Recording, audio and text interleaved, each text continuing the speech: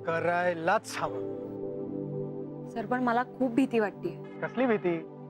म्हणजे हे सगळं बरोबर घडतंय ना?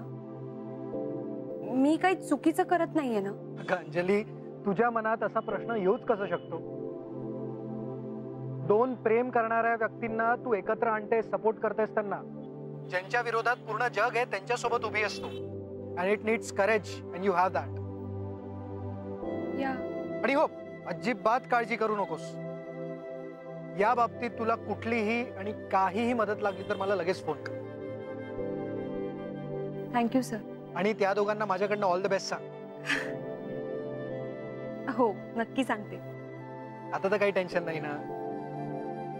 नाही. ठेव फोन. या. Good night. Good night.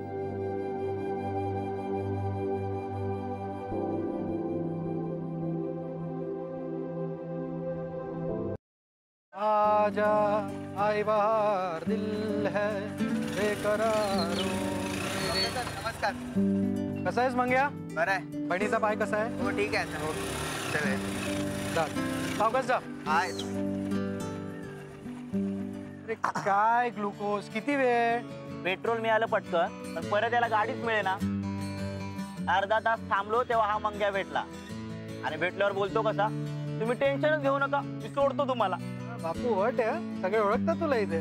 दादा बोर नाही ना झाले? नाही रे, बोर नाही झालो. एक फोन आला म्हणून त्याच्यात वेळ गेला. त्या कॅम्पवाल्या मॅडमचा. हो.